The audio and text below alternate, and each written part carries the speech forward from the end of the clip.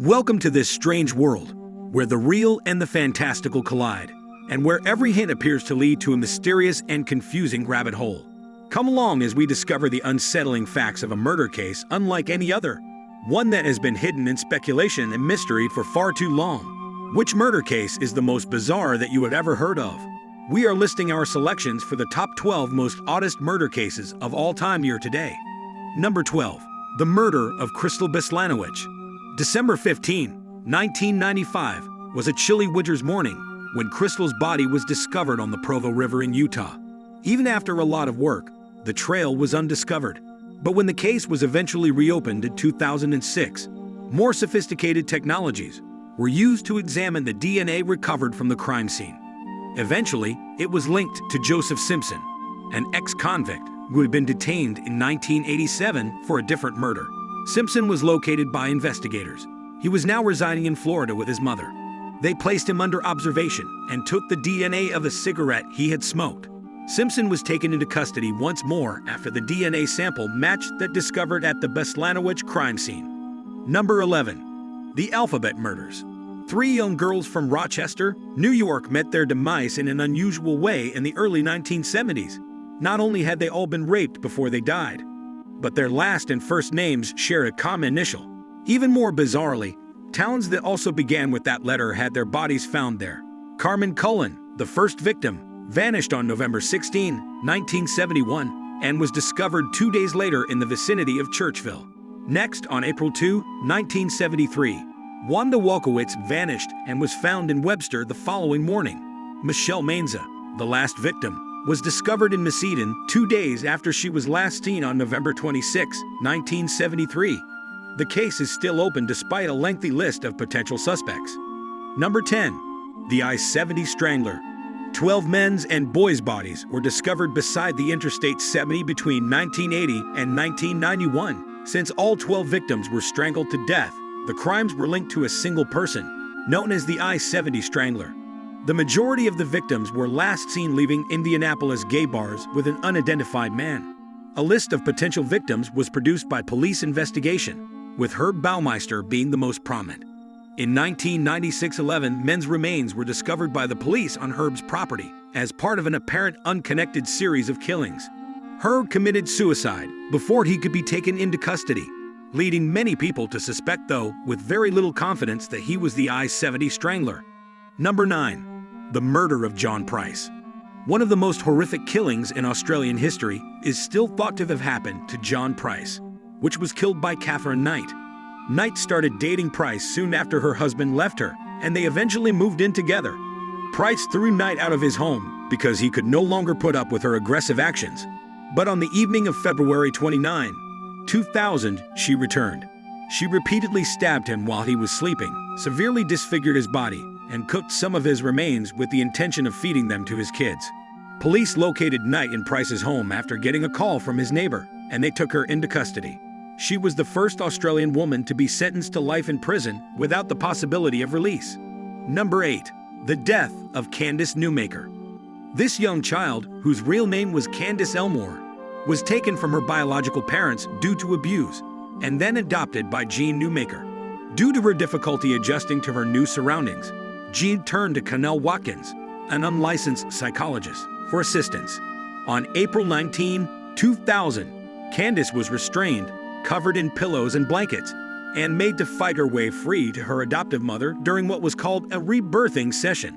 The small child was slowly smothered to death, her body completely restrained by the weight. Watkins was consequently found guilty of crimes and given a 16-year prison term. Conversely, Jean consented to a plea agreement that included a 4-year suspended sentence. Number 7. The Jeanette Case.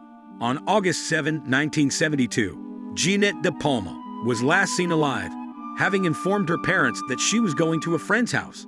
Her decomposing remains would not be discovered in her small town of Springfield, New Jersey, for 6 weeks. Her body was found among a collection of items that were thought to be occult, which is what made this case especially unsettling. Furthermore, there were no visible signs of trauma or fractures on her body, which led the authorities to believe she had been strangled to death. Many speculated in the weeks that followed that De Palma had been a satanic sacrifice. The question of who killed Jeanette De Palma is still unanswered despite these assertions. Number 6.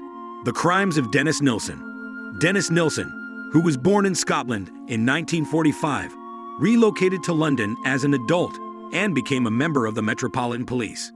Nilsen used to entice men to his apartment when he lived there by offering them food or a place to stay before killing them. He is thought to have killed even more people, but in all he was accountable for at least 12 fatalities. Nilsen would kill them, keep the bodies in his house for weeks, and frequently perform obscene acts on them before disposing of them by burning them or flushing them down the toilet. After complaints about a blocked drainage system led a plumber to discover human remains in the pipes, which led to his eventual capture in 1983. After being found guilty and given a life sentence, he passed away in prison in 2018. Number 5. The crimes of Tamara Samsonova. Tamara Samsonova, popularly known as the Granny Ripper, is accused of killing several horrifying people between the years 2000 and 2015. Her husband, who she reported missing in 2000 and who has never been found alive or dead, was her first purported victim. Samsonova started renting out a room in her home after her husband vanished, and it's thought that she killed a few of her tenants. Then, she would dismember their corpses and scatter them throughout St. Petersburg, Russia, after Valentina Ulanova's 79-year-old remains were found and linked to her. Samsonova was detained in 2015. After being found mentally unfit to stand trial, she was placed on lifelong psychiatric hospital remand. Number 4. The Black Dahlia Murder. One of the most infamous unsolved murder cases in American history is still the Black Dahlia case. A mother strolling with her young daughter discovered the body of 22-year-old Elizabeth Short, an aspiring actress, on January 15, 1947, in the Leimert Park neighborhood.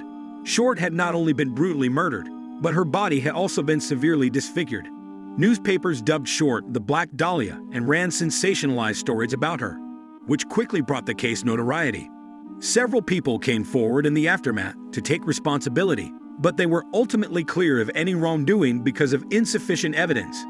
Even after a protracted and thorough police investigation that produced over 100 suspects, the identity of Short's killer remains a mystery.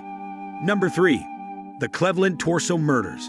A serial killer who was on the loose terrorized Cleveland, Ohio in the 1930s. The perpetrator killed and dismembered at least 12 people over a 4-year period, scattering their body parts all over the place. It appeared that the murderer was specifically targeting outcasts and drifters, making it difficult for authorities to even identify a few of them. Out of the 12 confirmed victims, Edward Andrassy and Florence Polillo were positively identified, and Rose Wallace was thought to be the third victim.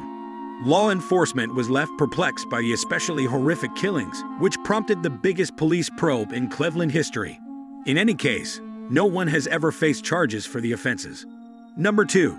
The murder of Renee Hartveld. In the 1930s, Cleveland, Ohio was terrorized by an escaped serial killer. Over the course of 4 years, the perpetrator killed and dismembered at least 12 people, leaving their body parts all over the place. It was hard for authorities to even identify a handful of the murder victims because it seemed like the killer was specifically going after drifters and outcasts. Rose Wallace was believed to be the third victim, and Edward Andrassy and Florence Polillo were positively identified out of the 12 confirmed victims. The particularly horrifying murders left law enforcement baffled, leading to the largest police investigation in Cleveland history. Number 1. The murder of Sherry Rasmussen.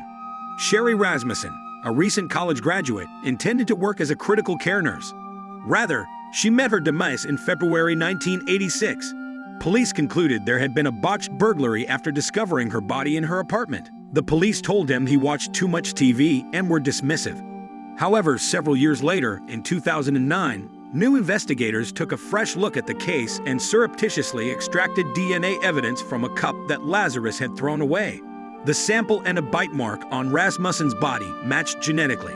Lazarus received a 27-year sentence. Justice can be delayed, but with persistence and advancements in technology, it can still be achieved, bringing closure to even the most perplexing of cases. If you enjoyed our video, then please subscribe to our channel and give us your feedback in the comments section.